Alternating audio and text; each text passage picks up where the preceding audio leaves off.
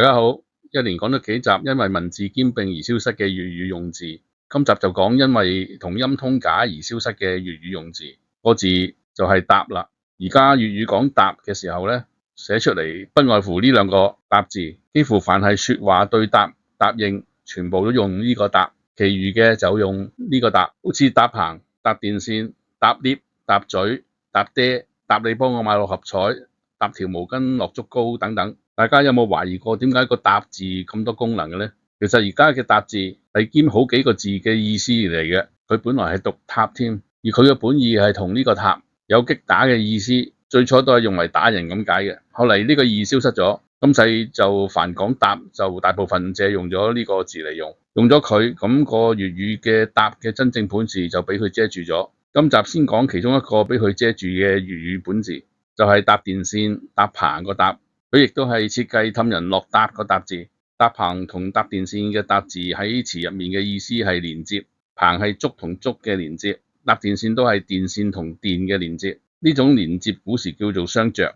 即係相互附着。相着嘅單音詞就叫做答，而個字就係呢個答。呢個字讀答，有韻書正音，大家係冇懷疑嘅。佢個訓式係相着，相着係物與物接觸嘅意思，所以竹同竹要結成棚，就要竹相着，電線要通電就要電力相着，所以先至有着燈嘅講法。而粵語講搭棚、搭電線，甚至搭路走佬，都係取連着嘅意思嘅。所以本字就係呢個含有相着意思嘅答字。用嚟除咗之前講過嘅，仲有呢啲。不過而家已經通作答，咁喺相着嘅意義上面呢，就係唔使用返個本字嘅。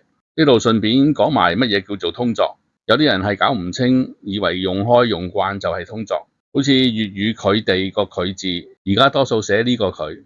有人話已經通作呢個佢，就唔使用返個本字佢。但係呢個佢係生造字，冇語源。如果全國都用佢代替本字嘅佢，咁當然可以話佢係已經通作企人邊個佢啦。問題係呢個佢字只係方言區用，唔係全國都用，就唔能夠話通用。所以求方言本字，若果唔係全國通用，就仍然要用返個方言用嘅本字。如果唔係個個人用開嘅生造字就得，就根本唔需要研究本字啦。好似而家講嘅答字，已經係全國通用，用嚟代替本字答。咁現代行文就要用返個已經通作嘅字。所以喺相着呢個意義上咧，呢個本字已經冇用，大家得個知字就可以啦。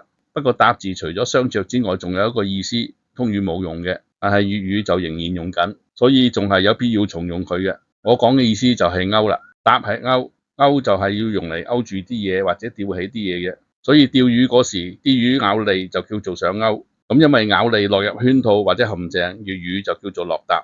而個答就係用勾意思嘅呢個答字，同通語講上勾唔同，粵語淨係講落答，咁亦都符合粵語表達嘅習慣，即係專用同通語唔同但係又同義嘅字。用法就有呢啲，其他嘅答都通作搭車嘅搭。唔使用本字，唯一係落答呢個粵語用詞呢，需要用返個本字啫。答字其實仲有兩個異體，因為筆畫多，我就唔收啦。好啦，今集就講到呢度，睇埋個本字表先走，拜拜。